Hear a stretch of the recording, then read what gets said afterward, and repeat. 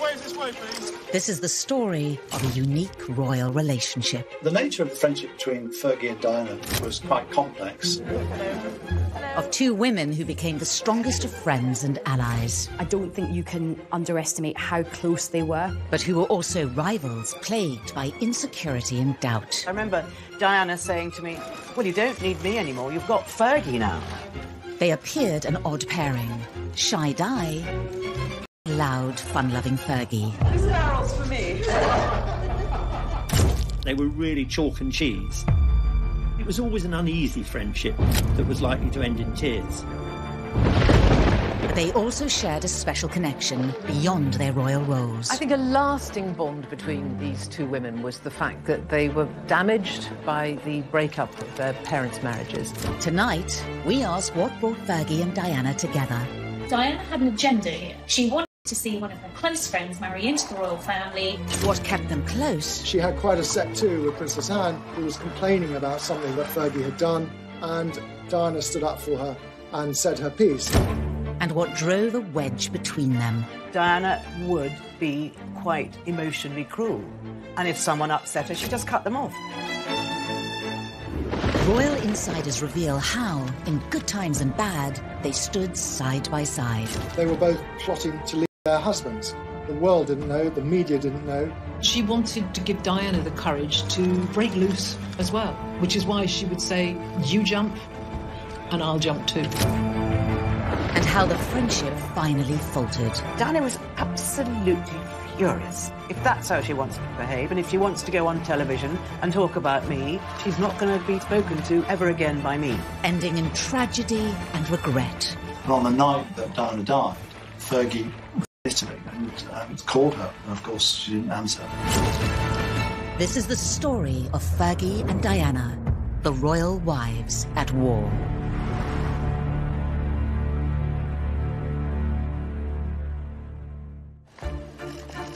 They were members of one of the most famous families in the world, sisters-in-law, both married to a prince. But the unique friendship between Princess Diana and Sarah Ferguson began long before they became royals. Diana and Fergie came from the same sort of area of life, so actually they knew each other from when they were about 14. Although they had known each other since adolescence, they only became close after they connected at a polo match in 1980. Prince Charles's polo manager was Major Ron Ferguson, Fergie's larger-than-life father.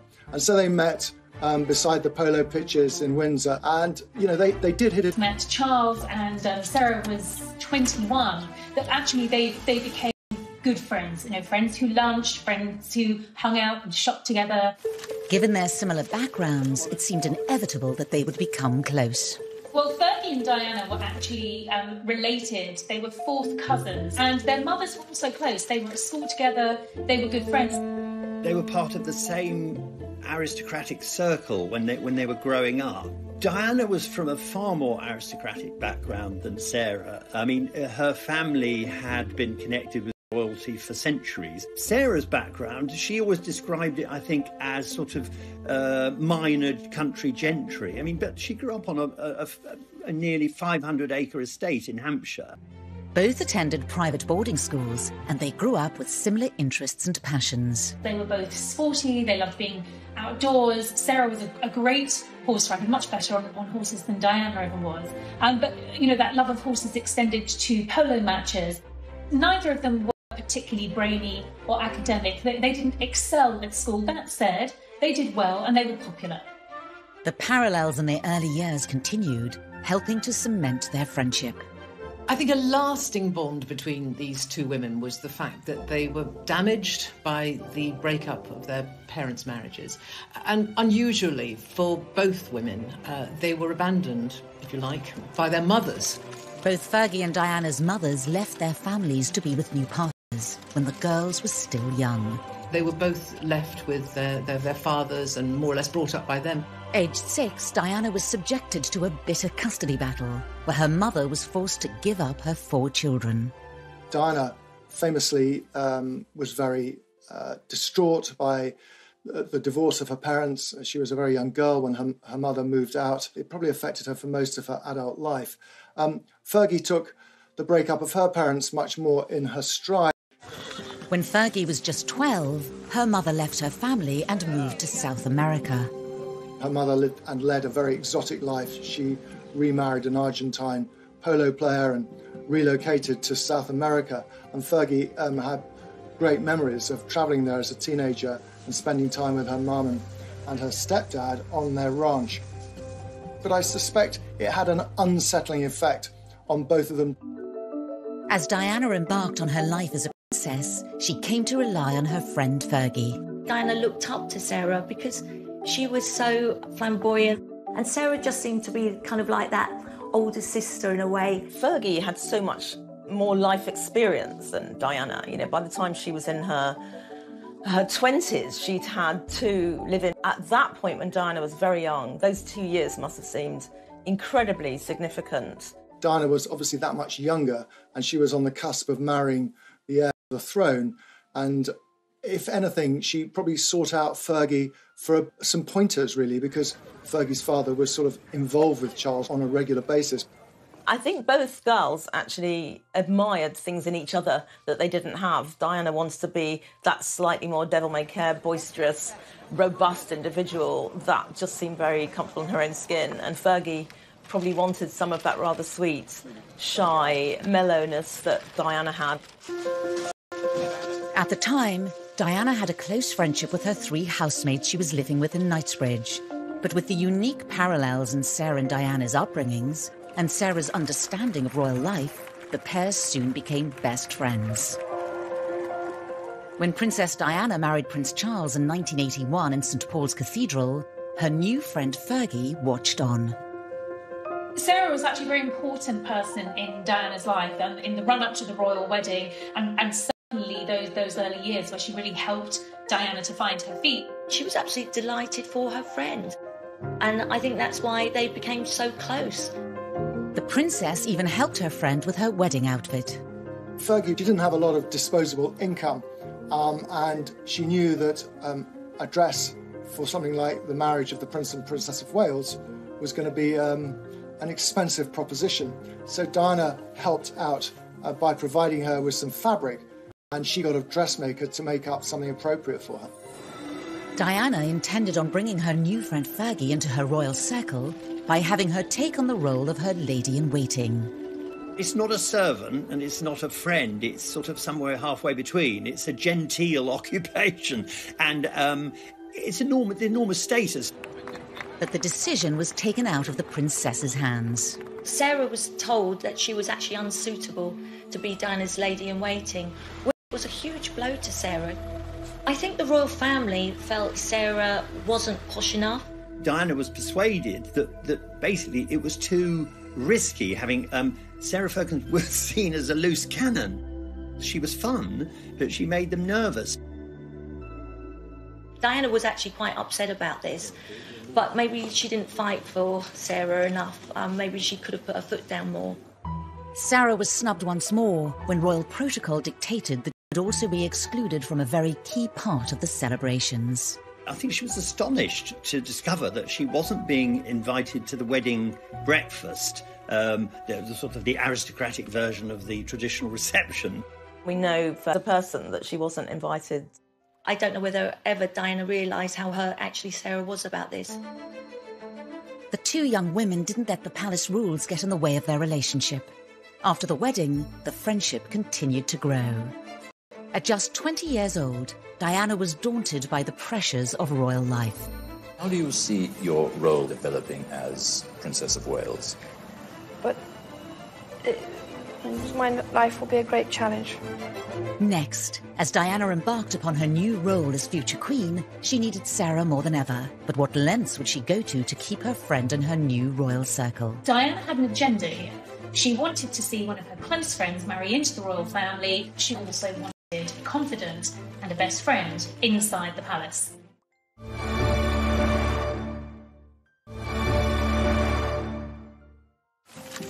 As Princess Diana attempted to settle into her new role as future queen, aged just 20, she turned to her friend Sarah for support. Diana found her someone, a sounding board if you like, someone she could confide in, and she found her early months in the royal family extremely trying. She complained many years later that no one really showed her the ropes, told her what to do. It was either a case of sink or swim. If she made a mistake, she was made to feel terrible. But there was none of that kind of support where people said, look, we know it's going to be difficult. Don't worry if you make a few mistakes. Well, when you enter the royal family, there are very few people that you can confide in. Everybody might go to the newspaper because you're the hottest story in town. Diana felt that Fergie was a safe pair of hands and that her secrets were going to be secure with her. Sarah became Diana's loyal confidant. They would frequently meet for lunch, often once a week. And if they weren't lunching together at San Lorenzo, they were at the palace catching up over cups of tea. She would really lift Diana and make her laugh, actually, which Diana really needed at that time. These barrels for me. Fergie was a coper. Diana wasn't a coper. And I think Diana became dependent on Fergie, really, for that encouragement to believe in herself. And they became much closer at that point. Despite initial failed attempts, Diana became more determined than ever to bring her friend into the royal circle.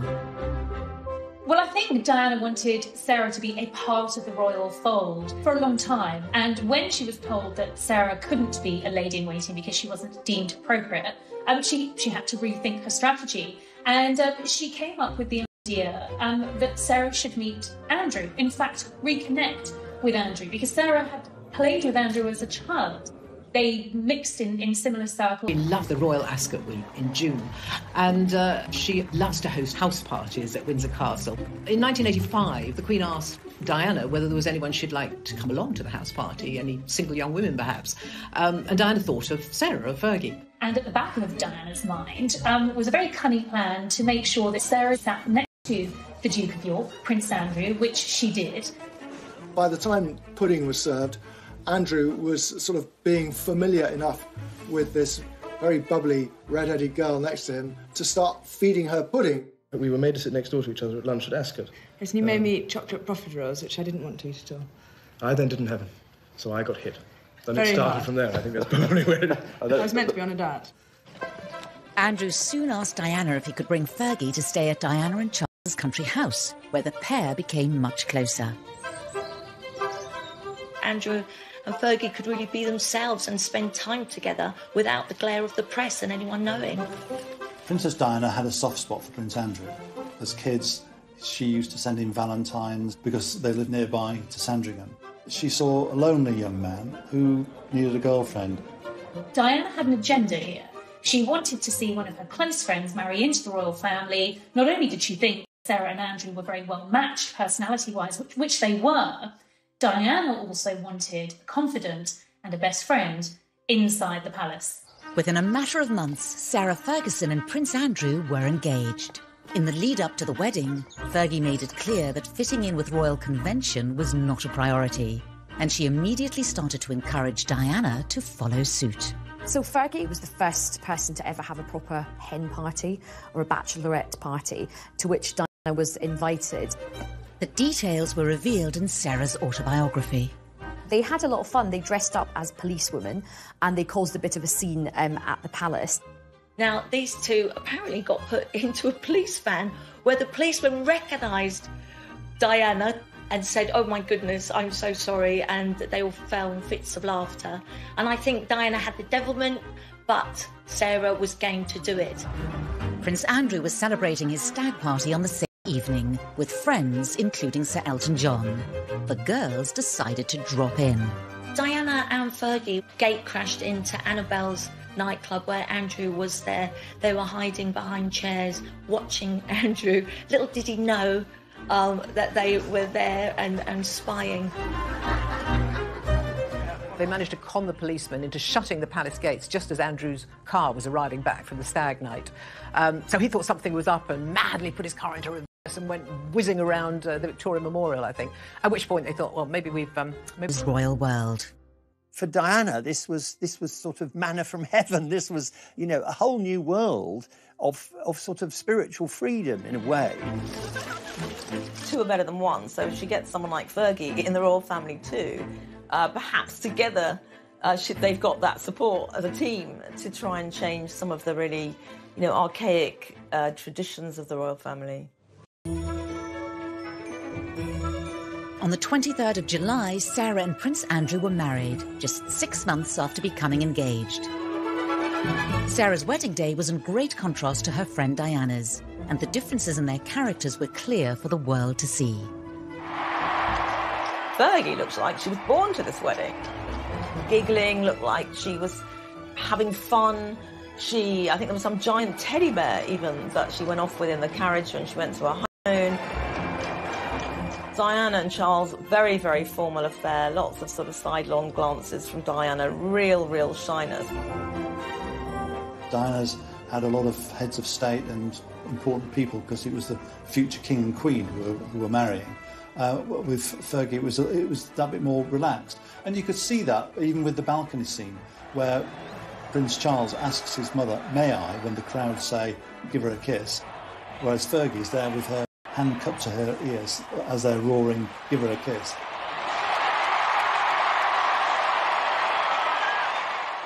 Despite differences in their personalities, the two women had established a powerful bond.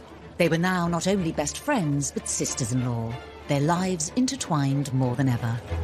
We had our first Fab Four, Charles and Diana, Sarah and Andrew. They seemed to get along like a house on fire. You know, we had these two couples go skiing together, holiday together, do engagements together. It was just wonderful for the press, and Diana and Fergie were a joy. And for the early years, at least, this all looked like it was going to work very well. But royal life for Sarah and Diana was never going to be that easy. The pair had to deal with the rules and responsibilities that came with being a royal wife. Their lives were not their own anymore.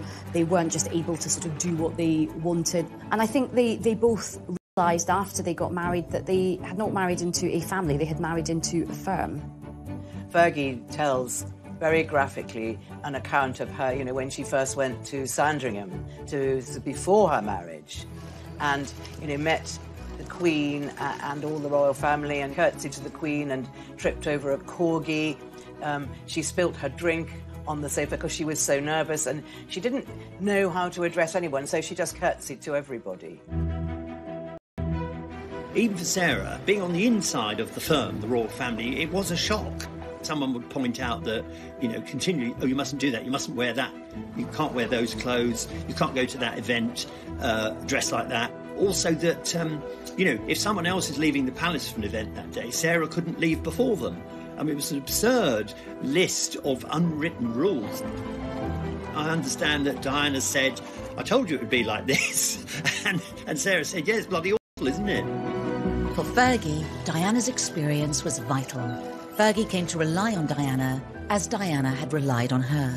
Sarah certainly looked to Diana for guidance and help in the early years of her marriage and early years of learning the ropes of royal life.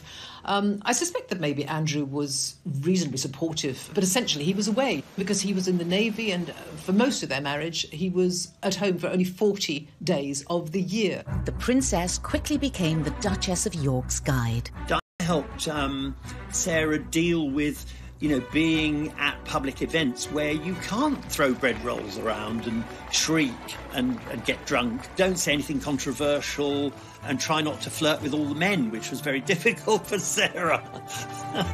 Diana's kindness, wanting to repay Fergie for her support, really came shining through. Even before the Duchess had become royal, Diana had been there to support her, particularly during Fergie's first appearance in the royal family, which caused her great anxiety. Fergie asked Diana to come with her, and Diana gave Sarah all the right advice on how she should handle herself that day. She even provided her with an outfit to wear. Sarah famously said that at her first royal engagement, she sort of just looked on in befuddlement. You know, this was completely alien to her. And she looked over to Diana for some encouragement, and Diana said to her, just keep smiling. And, you know, that's what Sarah did, and it stood her in good stead. Fergie had been able to watch her friend blaze a trail before her, whether it was dealing with the press or the in-laws. Diana was very much the canary down the mine shaft when it came to learning the royal robes, but more than that, learning about royal fashion. And Sarah, she had to do that now. She had to be far more groomed, far more careful about what she wore. Sarah finally opened up about this in 1996 when promoting her autobiography. on the radio. She was my friend, and she is my sister, and we are still sisters. I tried to emulate her and dress like her, but when you've got very little confidence, you sort of make a nonsense really of everything. Diana was an old hand at this. She'd been married for a number of years. She had the 2 boys. She was someone who Sarah Ferguson could simply copy. Safe mimicking Diana's behaviour, because Diana was always ahead of the curve. It's an interesting revelation about Fergie's self-esteem, because for all the outward confidence that Fergie's got, clearly, you know, even she was struggling with joining the royal family.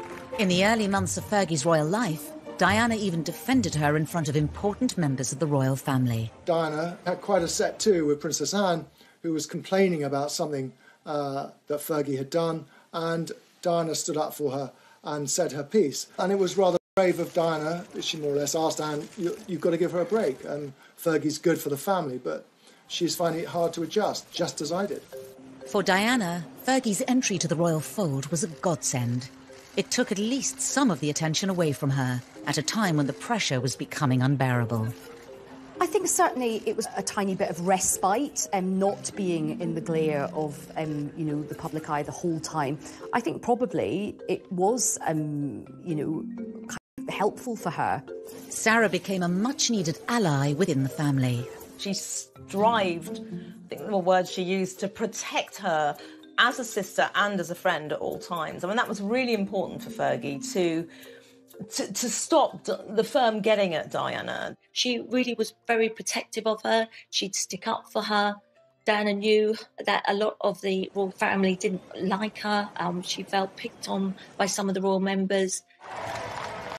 While Diana had a head start as a royal, Fergie had more life experience to draw from. Well, Fergie and Diana had very different entry points into the royal family. Fergie was a much more experienced woman. She had a job in publishing. She had been very well travelled. So she just was more mature. She was more sure of herself. I think what Diana needed all the time was someone to reassure her, someone to say it's okay to question, to challenge what you're asked to do and how you're supposed to behave. It's your life as well. As both women attempted to navigate the mounting pressures of royal life and the difficulties in their relationships, they also looked for guidance from other sources. They both encouraged each other, really, to look for alternative therapies, to look for healers, to look for psychics, astrologers. People, really, they're looking for answers to questions about their future. Astrologer Debbie Frank was introduced to Diana in 1989 and soon became a close confidant. Diana would just call me as and when, which sometimes, particularly when we first met, was extremely frequently, sometimes, more than once a day. What I helped Diana with was basically managing her public events that she was attending, how they went, and then obviously her personal life, how things were between her and Prince Charles. Diana and I established a very long friendship over the years until her death. Both women bought into this in a big way, and sometimes Sarah would consult her astrologer 4 times a day. It just shows how much they needed an outside influence and support. I don't think either of these girls were getting much support from any of the royal family members. Next, it seemed Diana and Fergie would always depend upon each other, but insecurity and suspicion would drive a wedge between them. Diana would be quite emotionally cruel, and if someone upset her, she just cut them off.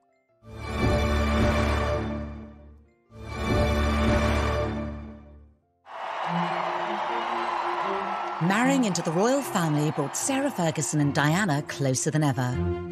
But the pressures of royal life would ultimately break their bond. The nature of the friendship between Fergie and Diana was quite complex, at times contradictory, great rivalry, but also intense confidence. They were really chalk and cheese, but it was that unique set of circumstances of being within royal circles and then in the royal family that made the friendship possible. But it was always an uneasy friendship that was likely to end in tears. By the mid-1980s, Diana had become a global icon, but was also plagued with her own insecurity and paranoia. Even though Diana was more used to mixing with royalty and aristocratic people, I still think it was easier for Fergie. Diana had said, you know, I went to lunch at the palace and I was really, really nervous. But Fergie just seemed to take that lunch in her stride. Underneath it all, I suspect Fergie probably thought Diana was quite weak, that she needed her help. She was happy to offer it. All of a sudden, the focus of attention was on Sarah. Up till then, everyone wanted to know all about Diana, and although her star did not fade at this point greatly, nevertheless, Sarah was the new kid on the block. They called her a breath of fresh air. She loved all the things that they loved. She loved riding. She learnt to carriage drive with Prince Philip. She was a very proficient skier. She was a real country girl. She loved dogs and horses, so she fitted in really well. In the beginning, Diana was thrilled that Fergie had joined the firm. She had an ally at court, a friend, and quite frankly, many members of the royal family thought it would help bring Diana out of her shell. Be the moody one, and Fergie was the good, fun, frolicking girl who was a breath of fresh air in the family. Oh, blimey! After a rocky start, Sarah fully settled into royal life, but differences between the royal wives were stark, and the once close friendship showed signs of strain. Diana was aware that Sarah was a very skilled manipulator of people to some extent, because she famously said that Sarah had wooed the royal family and knew exactly what she was doing when she said certain things to certain members of the royal family. Diana was aware of the comparisons being made. She admitted that she got terribly jealous of Fergie. I think, you know, the Queen and Sarah seemed to have an easier rapport. Sarah made this foray into the royal family look easy when, as Diana said, she herself was struggling to survive. There was a point at which Charles said to Diana, "Why can't you be more Fergie?" Now, for someone whose self-esteem is already pretty low, who's feeling very vulnerable, that wasn't just a rebuke. That would have been one of the most cutting, hurtful remarks that her husband could have made to her. Diana did her best to be more fun like Fergie. One attempt at Ascot in 1987 was to backfire. There was one occasion at Royal Ascot which they spotted a friend of Fergie's in the crowd, and they were all carrying umbrellas, and they poked her bottom with this umbrella. I mean, it's all very funny, but the repercussions were huge, and they were both upbraided for sort of misbehaving in public. As the pressure on the Princess of Wales grew, Diana's marriage and health suffered. The royal family didn't understand Diana. Diana said much, much later that she thought that they'd never heard of postnatal depression, which she had after Prince William was born. And, you know, she was also unhappy in her marriage because she was convinced that Charles was seeing Camilla, and she became obsessed with Camilla. She was bulimic. The Queen always said she's like a nervy racehorse. And she said, treat her with kid gloves. Later on, they blamed the failure of Diana's marriage on her bulimia, which wasn't really the case at all. So I think Diana was very much misunderstood. She was unsure of herself, and she was very emotional. And the royal family are not used to people who emote. You don't do that. You have a stiff upper lip. If you wish to cry, then go to your room kindly and do it there. But Diana wasn't that sort. Both women were struggling with their royal lives. I don't think either of them quite realised how their lives were going to be ruled by courtiers, diary meetings, protocol, doing things correctly. Both were young women who'd been used to a certain amount of freedom. Fergie certainly used to a great deal of freedom. I think there were certainly times when Sarah just felt that she didn't measure up to her. She often compared herself to Diana, and I think there were times when she felt inadequate, whether it was that she wasn't as pretty as Diana, she wasn't as slim as Diana, she wasn't as loved as Diana. And as much as they were firm friends, there was a fair dose of royal rivalry between the two of them. Increasingly unhappy in her loveless marriage, Diana watched the loving marriage of her friend played out in the public arena. Diana really envied the easy, comfortable warmth and intimacy that, and sexual chemistry, actually, that was quite clear between Andrew and Sarah. She had a much colder relationship with her own husband. I do think at this point Diana was really hoping that some of that warmth and intimacy and easygoing nature would rub off on her own husband. It was a stark contrast to Fergie's marriage. They were unlike any other royal couple. For the first time, a genuine affection was public. They were a very tactile pair. They constantly had their arms and hands over each other. And Charles and Diana were just not like that. I mean, by this stage, Charles and Diana were no longer even sharing a bedroom. And so there were so many of the intimacies that she saw with Andrew and Fergie were lacking in her own marriage. It must have been difficult for Diana to watch Sarah's marriage, which was such a happy marriage.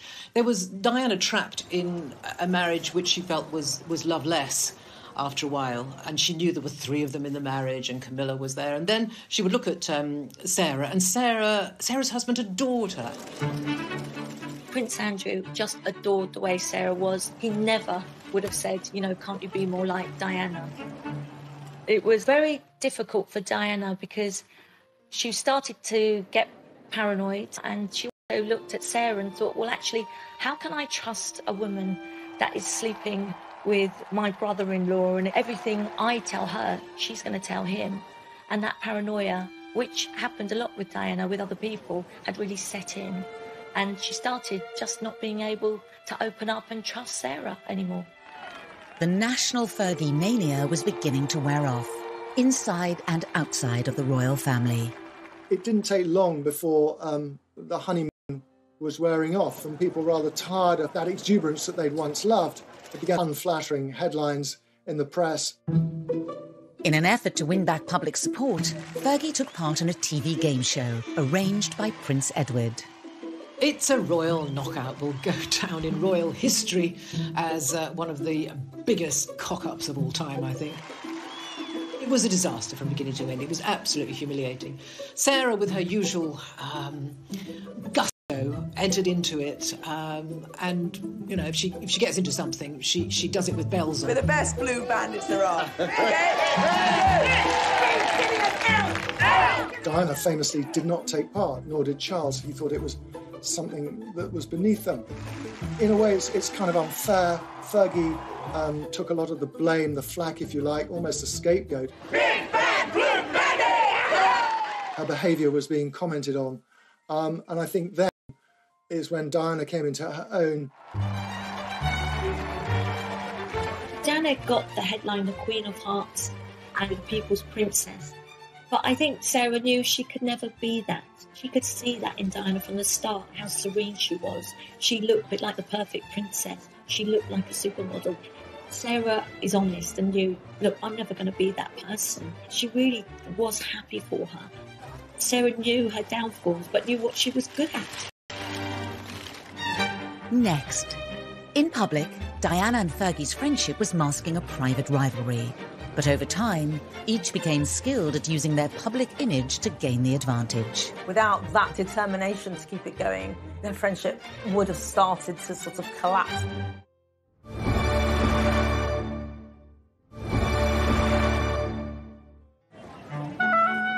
Diana and Fergie had been genuinely close in the early 80s.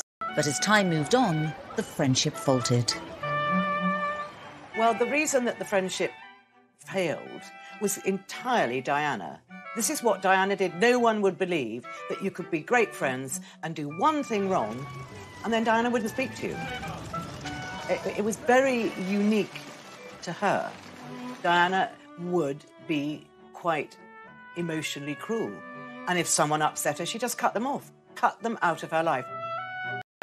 The rivalry between them would only increase. In the battle for public hearts and minds, the press was to be their weapon of choice. There was something about Diana that members of the public found utterly magnetic and were drawn to her. We're always talking about Sarah Ferguson as being Fergie. We would never have called Lady Diana Spencer Spency. I mean, that would just have never happened because she wasn't a Spency. She was much going, sporty, loud, bubbly nature. Bye. I think that this did start the jealous reaction in Diana, because I remember Diana saying to me, well, you don't need me anymore, you've got Fergie now. And I thought, that's a strange thing to say. But she really meant that. She felt very sidelined, and she knew she couldn't be as bouncy and as fun.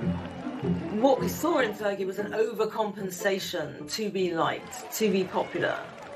That came out in quite a sort of loud and noisy and robust way. But underneath that self-confidence, it didn't take much for her to feel that her self-esteem had taken a knock. While their private rivalry was never seen in public, the press revelled in pitting the two women against each other. The Duchess of York wore a deep pink suit, rather courageous for 7 months pregnant. And the Princess of Wales, as so often, won the day in an Ascot grey tailcoat. Problem with the press in any situation like this is they love to make comparisons. So as Diana's authenticity and care grew in stature, Fergie had to be eclipsed. Whatever Fergie did, she was always going to be found wanting. Cream cake's not empty, actually. Really? I'm savoury. I'm sausages. She didn't have the capacity to turn heads in the way that Diana did. Fergie tried to enjoy the press attention, and it was quite a new thing for her to be the centre of attention. And she responded to it by overdressing and being over-noisy and over-enthusiastic. Love you! I'll see you later. And then, of course, she became criticised for it.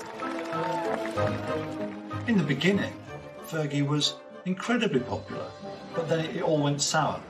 And you can almost date that from when Fergie and Andrew went to Australia on a girl mission, and they left baby Beatrice back at Buckingham Palace.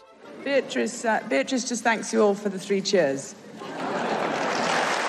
And Fergie got a lot of criticism for that. So as much as they lauded her and loved her, they turned against her in a very, very unkind way. When Fergie put on weight, they called her the Duchess of Pork. I don't think any member of the royal family has had so much vitriol poured upon them as Fergie did at one time. The bubble had burst, and the once celebrated Fergie began to struggle with unfavourable comparisons to Diana. While Diana's found herself and her self-esteem flourished, Fergie's self-esteem diminished. And so that bond that they had, that friendship, was almost... Started with Rick Starr.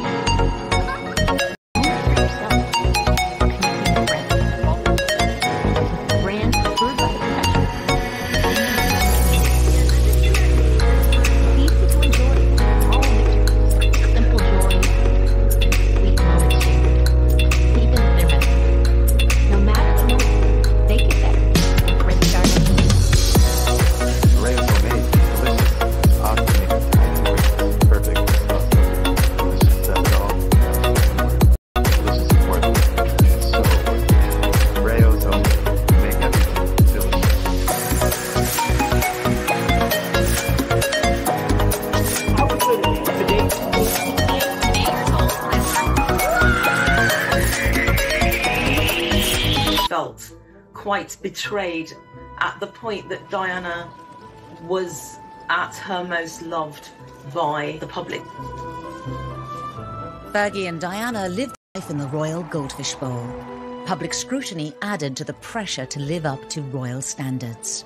While there were challenges clearly for both women, and I think particularly being in the spotlight and having every aspect of their lives, from their hairstyles to their outfits, to their friendships, scrutinised in the press, Sarah seemed to have a thicker skin when it came to dealing with the backlash in the media. Like Fergie, Diana also struggled with her treatment in the press. When Fergie was getting all the headlines, all the favourable headlines, and Diana was being criticised for her behaviour, she was mortified and she was very jealous of Fergie. And she told me that she went for a long drive to a river in the south of England, sat down and had a real think about her future and thought to herself, I'm not Fergie, I've got to be who I am. Diana's relationship with the media was sort of hot and cold. found it incredibly intimidating at times. As a parent, could I ask you to respect my children's space? She was followed wherever she went. She also knew that keeping the press on side at this time, a very delicate negotiation over her separation from Prince Charles, was vital. The media offered her the one chance of sort of evening up this battle, if you like.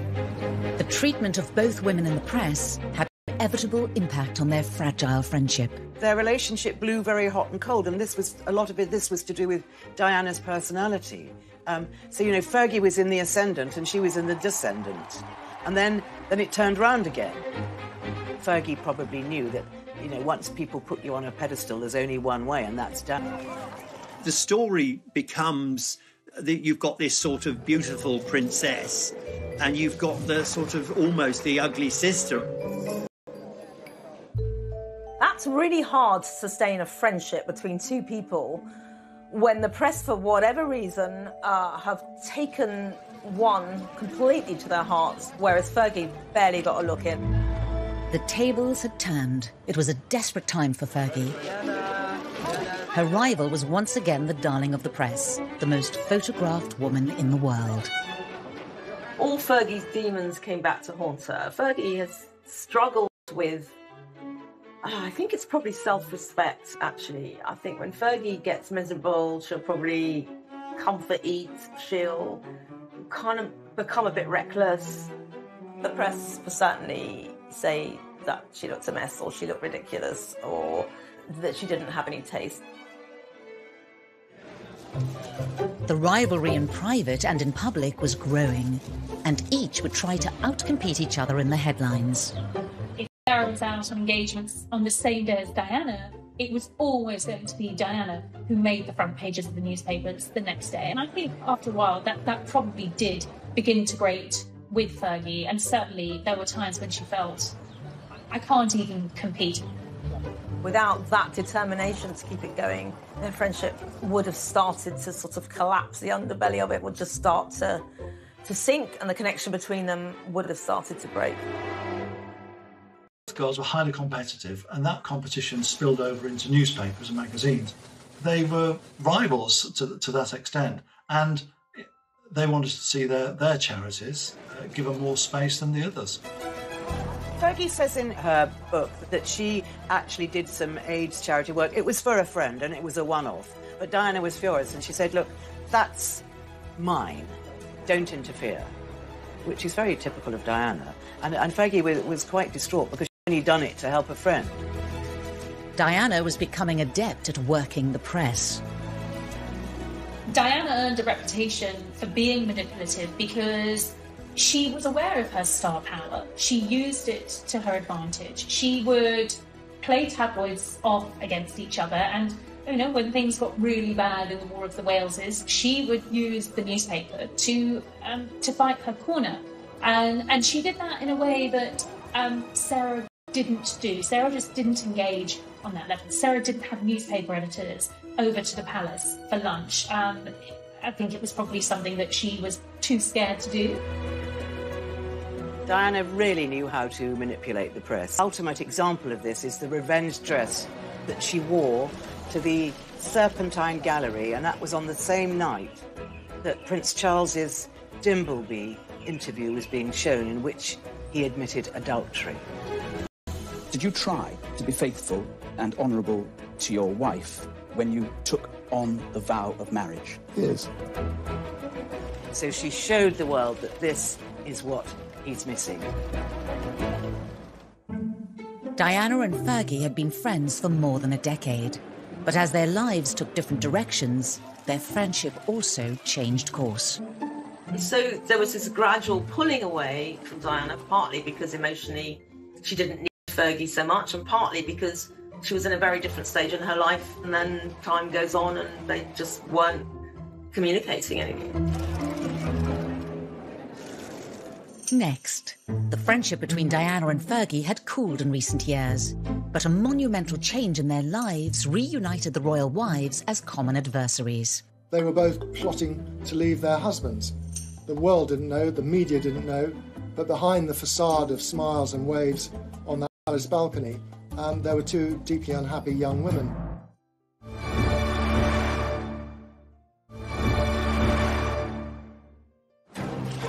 After a turbulent decade of friendship for the royal wives, the next chapter saw one final heartbreaking rift. On the 15th of June 1991, Diana, Princess of Wales, and Sarah, Duchess of York, stood on the balcony of Buckingham Palace and presented a united front to the world.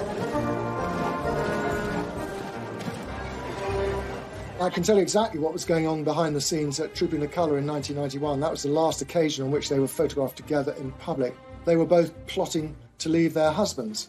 The world didn't know, the media didn't know, but behind the facade of smiles and waves on that palace balcony, there were two deeply unhappy young women. I think the two of them did discuss very openly the fact that they were unhappy, and they did discuss the idea of leaving the royal family, which of course is, at that point is just a really big line to cross. They'd actually come up with this scheme that they would go together. They would announce their separations simultaneously to set off this sort of depth charge, if you like, under the royal family. For now, mending any earlier rifts. Putting their plans into action wasn't going to be easy. To enter the royal family is hard enough. To leave the royal family, to jump out of that goldfish bowl, is quite something else. It obviously demanded a great deal of courage and planning. Long discussions late into the night about what should they do. Fergie was the one who was leading the way on this. She wanted to give Diana the courage to break loose as well, which is why she would say, you jump and I'll jump too. Through their public engagements, it was becoming increasingly obvious to the world that the Wales's marriage was breaking down. We knew that Charles and Diana's marriage was a tough one and that they weren't happy. I mean, from the late 1980s onwards, newspapers were routinely recording the number of days, and these were growing year by year, exponentially. I mean, there were vast periods of time when they had virtually no contact with each other.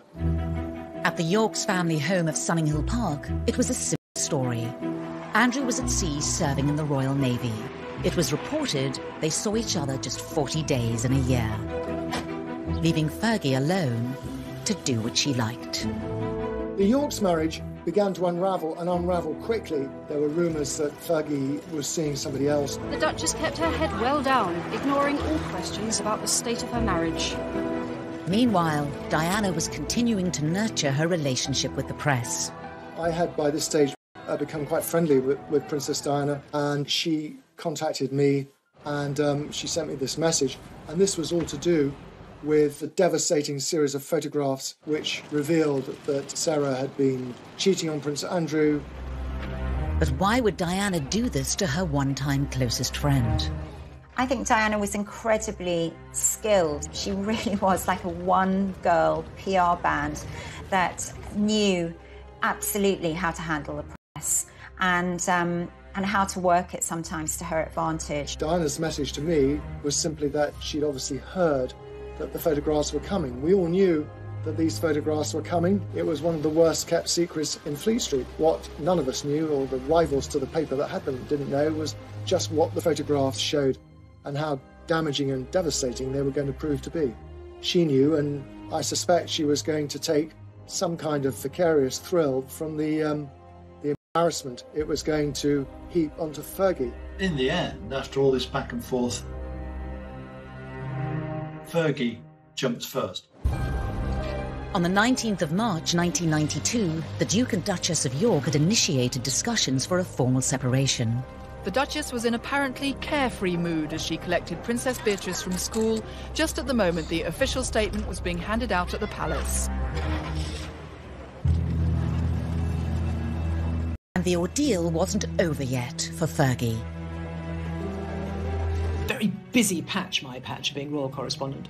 Jen, we need you in the office. Not going to believe this one, but Fergie's been found having her toe sucked by her financial advisor in the south of France. Can you come in the office?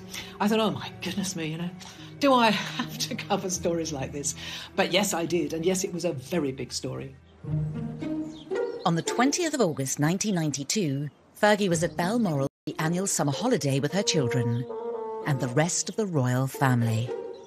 There she was with all the members of the royal family, who traditionally have all the papers laid out at the breakfast table. The scene when she went into the dining room was horrific for her, because there were her brothers-in-law turning over the pages, staring at her naked top half of her body. It was excruciatingly embarrassing. She then went to the Queen, and the Queen was livid. She was absolutely furious with Sarah. After her toe-curlingly awkward morning at Balmoral, Fergie made her exit. Using one of the many side entrances to the royal estate, the Duchess drove at speed to the airport of Aberdeen to catch a scheduled flight to London. Diana was rumoured to have played her part in the timing of Fergie's front-page story. But why? It's not the friendliest thing to do, but, you know, if she's desperate, maybe she thought that was a sacrifice worth making for her own sanity. But Diana's tactics to divert the media spotlight from her to friend Fergie was short-lived. Her own scandalous revelation was about to take the heat off Fergie. We got news that there was a tape recording of a conversation Diana had had with a man friend. If you want to be like me, you've got to suffer. A man called James Gilby was now being released to the papers. The so-called Switchygate story had knocked Fergie off the front page. The telephone conversation allegedly involving the Princess of Wales is reported to have been taped on New Year's Eve, 6 days after these pictures were taken at Sandringham in 1989. And rocked the royal family once more. With scandals behind them both, the friends were now entering a new phase. On the 9th of December at 3:30 p.m, Prime Minister John Major announced in the House of Commons the separation of the Prince and Princess of Wales. This decision has been reached amicably, and they will both continue to participate fully in the upbringing of their children. Both royal marriages were over, but had Diana and Fergie's friendship survived? They really did share so much as royal wives, as royal mothers, through good times and bad times. Next, as the former sisters-in-law tried to rebuild their lives, Diana was absolutely and talk about me and the fact that I had given her verrucas. Diana did not see the funny side of it.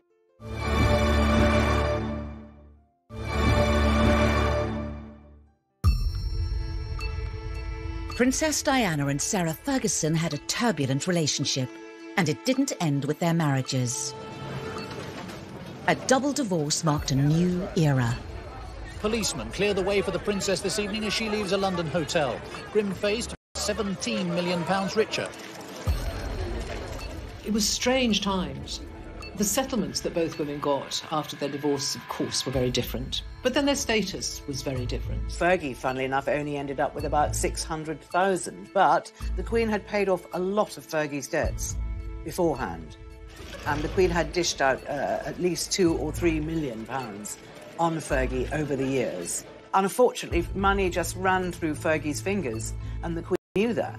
She's been accused of extravagance, bad taste and an over-exuberant manner. And of course this played into the bad publicity always for Sarah. Sarah always in trouble in every way you can think of, either her behaviour or her misbehaviour or her finances. No longer sisters-in-law and embracing the single life, did they still need each other as friends? One of the things that emerged post-divorce for both of them was that Fergie represented an area of Diana's life that she didn't really want to remember anymore. And as long as she maintained a friendship with Fergie, she was always going to be reminded of some really difficult times in her life. And so when Diana moved on to almost full independence away from the royal family, I think Fergie would have been quite triggering for Diana. Diana very much became her own woman, and the only people she adored and depended upon and had unconditional love for really were her two children. She was very self-contained in that way. Fergie turned to someone surprising for support. Her former husband. Andrew became almost what Diana was to Fergie during her difficult time. She'd gone back and redeveloped or reignited that friendship with her husband, whereas Diana didn't need Fergie. In 1996, Fergie decided to put her story across. She'd watched Diana do it in the Andrew Morton book in 1992. Now it was her turn. The Duchess today in a New York bookshop, helping launch her just-published autobiography. It was very frank, very telling. It was an interesting read, quite poignant, actually, in many places. But behind palace gates, a storm was brewing. Diana was annoyed with Fergie, and Fergie was promoting her book, or in any interviews. But of course, anyone that interviewed Fergie wanted to talk about her relationship with Diana. And there was one particular line the press seized upon. Diana was absolutely furious about this. She really, really found that very distasteful. If she wants to go onto American television and talk about me and the fact that I'd given her verrucas. This was relayed in quite a joking manner in the autobiography, but Diana did not see the funny side of it. Fergie's attempt at humour backfired and further damaged her already fragile relationship with Diana. When you've got a friendship that's already imploding, it's collapsing, it's disconnecting because you're not really in touch with each other, a lot of friendships like that will just fade away.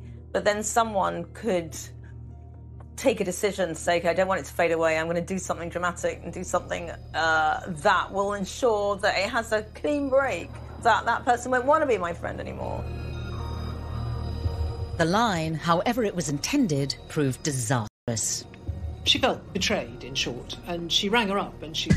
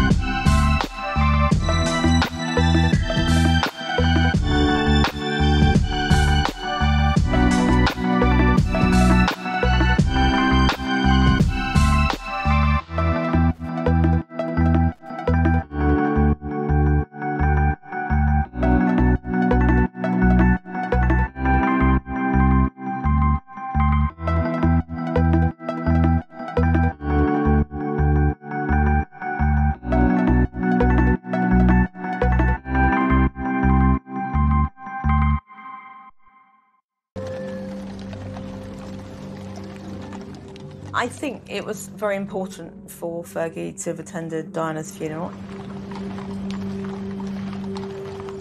She would have felt so desperately sad for her boys, so desperately sad. The body of a princess so loved by her people leaving the sanctuary of the Chapel Royal in St James's Palace, on its way to rest one last night in Kensington Palace. I think if Diana was around today, she and Sarah would definitely have gotten over Veruca Gate. And I think there would still be a firm friendship. You know, after all, they went through so much together. I don't think you can underestimate how close they were and how unique their lived experience had been. You know, they had shared something really, really unique and special and traumatic at the same time. Ultimately, these two women had shared an enormous amount together and a unique experience together. So few people know what it's like to marry into the royal family, to be transported from being an ordinary person to a princess or a duchess and all that goes with it.